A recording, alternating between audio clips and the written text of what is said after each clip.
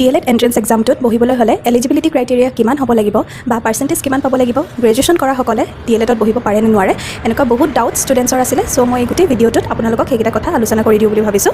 DLED মানে হৈছে diploma in elementary education, আৰু এই কোৰ্চটো কৰিবলৈ হ'লে আপোনালোকে এটা এন্ট্ৰেন্সত বহিব লাগিব, যিটো আমি পেট বুলি জানো, প্ৰি এণ্ট্ৰি টেষ্ট।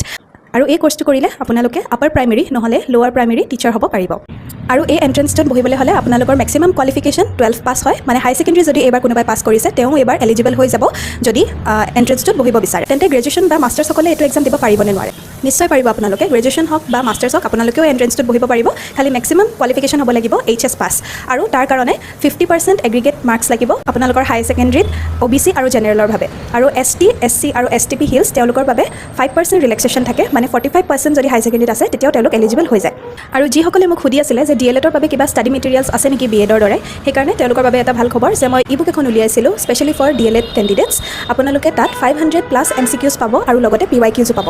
আৰু চিলেবাছত যেনেদৰে গোটেইকেইটা ছেকশ্যনছ আছে, general maths, EVS, social science, maths, reasoning, pedagogy, সকলোবোৰ কুৱেশ্যনছ আপোনালোকে তাত পাই যাব। গতিকে মই ইয়াত গোটেইখিনি ডিটেইলছ আপোনালোকক ইয়াতে দি দিম আৰু কমেণ্ট বক্সতো দি দিম। কোনোবা যদি ইণ্টাৰেষ্টেড হয় তেন্তে মোক ক'ব পাৰে। আৰু এনেকুৱা ইনফৰমেশ্যন পাবলৈ হ'লে পেজটো ফ'ল' কৰি যাবলৈ নাপাহৰিব। বাই।